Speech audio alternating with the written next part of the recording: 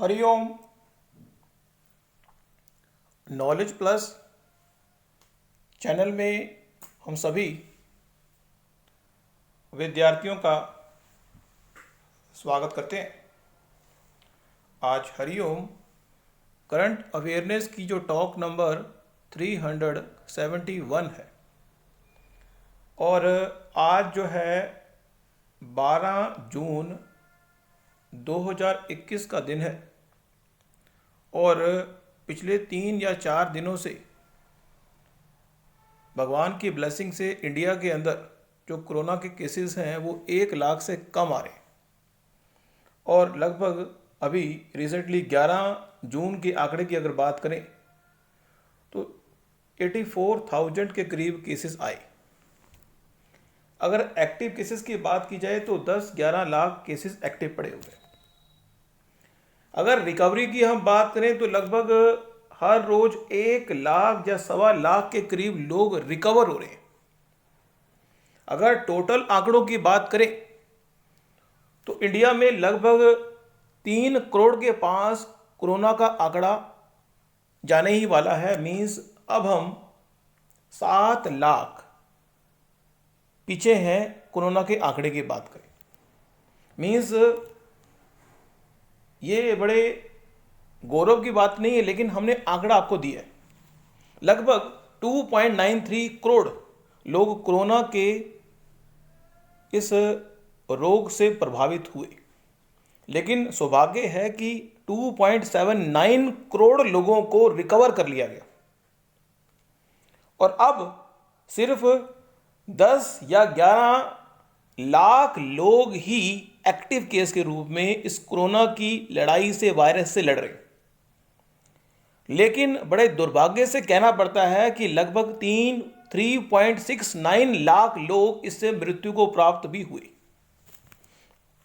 और भगवान की और गवर्नमेंट की और डॉक्टरों की विशेष कृपा है कि हमारे इंडिया के अंदर लगभग 24.6 करोड़ लोगों को वैक्सीनेट किया जा चुका है।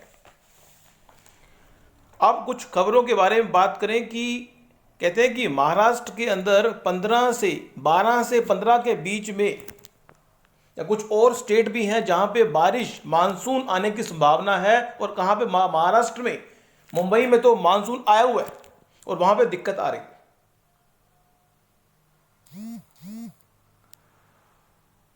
मानसून के टाइम में अगर आपको चोट लगे और आप मानसून के पानी में अगर आप विजिट कर जाएं तो निश्चित रूप से एक रोग जिसको लिपो साइपोरिस नाम है, ये रोग हो सकता है। मणिपुर में कोरोना के कारण 30 जून तक लॉकडाउन को बढ़ाया गया है। तमिलनाडु में 21 जून तक बढ़ाया गया है। किसान ये प्रयास करें कि हम 26 जून को किसान अपना विरोध प्रदर्शन करेंगे और पूरे इंडिया के अंदर 40 से अधिक किसान नेता हैं और काले झंडे के माध्यम से वो विरोध करेंगे उन 3 बिलों का जिनके बारे में वो लगभग 6 या 7 महीने से फाइट कर रहे हैं।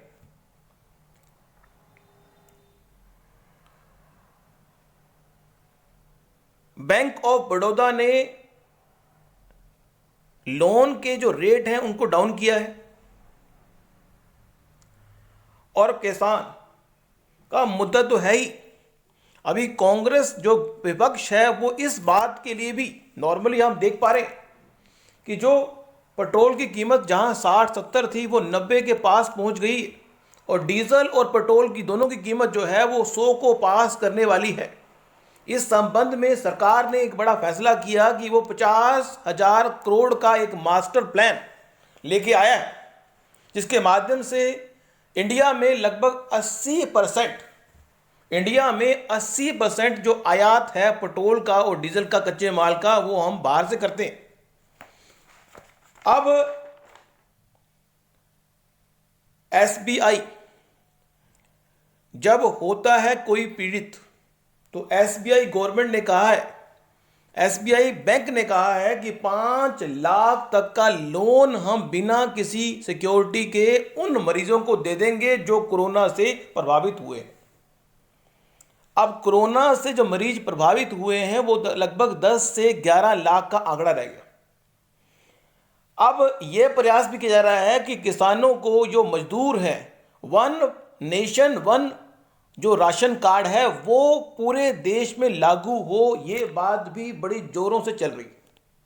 जैसा कि G7 के बारे में भी आपको पता होगा कि G7 ने ही एक फैसला लिया था कि जितनी भी कंपनियां इंडिया में या इंडिया के बाहर हैं, जितनी भी कंपनियां इंडिया में या इंडिया के बाहर हैं और जो डिजिटल प्लेटफॉर्म पे अपनी एक्टिविटी परफॉर्म करती है और अर्निंग करती हैं, उनको अपने देश को और जहां पे वो हेड ऑफिस के थ्रू काम कर रही हैं वहां पे भी 15% टैक्स देना होगा। अब 15% टैक्स का क्या होगा, वो G7 के जो देश हैं उसमें कनाडा है, फ्रांस है, जर्मनी है, इटली है, जापान है, ब्रिटेन है और अमेरिका है। और 4 देशों को ऐड करने के बारे में विचार हो रहा है। उसमें भारत है, उसमें रशिया, यूरोपियन यूनियन की बात है, ऑस्ट्रेलिया और दक्षिण कोरिया, इनको जोड़ने की बात है। और यहां पे इनविटेशन भी भारत को मिला है। 10वीं के बोर्ड का एग्जाम, हरियाणा बोर्ड का एग्जाम आ गया है और 100% रिजल्ट आया। और एलआईसी ने अपने एजेंट्स को यह कहा है कि वो अनऑथराइज तरीके से एलआईसी के लोगों को यूज नहीं कर सकते। यूपी जो स्टेट है जिसमें आदित्य योगीनाथ जी हैं, अब वहां पे आदित्य योगीनाथ जी, अमित शाह जी और हमारे देश के प्रधानमंत्री मोदी जी आपस में ट्यूनिंग कर रहे हैं कि किस तरह से 2022 का इलेक्शन अपने पक्ष में किया जाए। स्वाभाविक है, यूपी के अंदर वाइन के बारे में बात करें, शराब के बारे में बात करें तो 10 बजे से दुकानें खुलेंगी और शाम को, रात को 10 बजे तक ओपन रहेंगी। यूपी जो उत्तर प्रदेश है उसमें आलू के लिए नंबर 1 है, लेकिन यूपी के अधिकारी ये चाहते हैं कि किसान अगर प्याज की पैदावार भी करें तो हम उनको 1 हेक्टर के कंपैरिजन में 12,000 रुपये देंगे। मीन्स यूपी जो है आलू में नंबर 1 है, देश में नंबर 1 है, लेकिन प्याज में वो महाराष्ट्र, राजस्थान और अन्य स्टेट से आयात करता है। तो यूपी ये प्रयास कर रहा है, यूपी ये प्रयास कर रहा है कि वो किसानों को मोटिवेट करे ताकि वो प्याज उगाएं। 70% जो प्याज उन्हें इंपोर्ट करना पड़ता है किसी और स्टेट से, वो इंपोर्ट ना करना पड़े और किसानों को 1 हेक्टर के बदले में, अगर 1 हेक्टर में प्याज बोएंगे तो 12,000 का इंसेंटिव देने की बात कर रहे हैं। सोने की अगर कीमत की बात की जाए तो सोने की जो कीमत है वो लगभग 48,530 रुपये है। चांदी की जो कीमत है वो 71,432 रुपये है।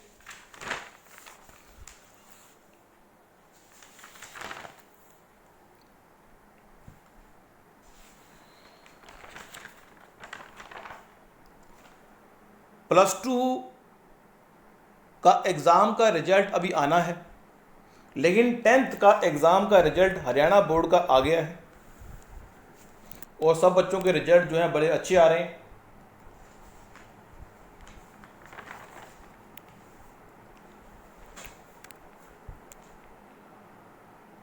और नेक्स्ट जो क्लास होगी उसमें कुछ और वर्कशॉप होगी, कुछ और जानकारी हम आपको देंगे। Thank you so much for listening and always supporting Hariom knowledge plus.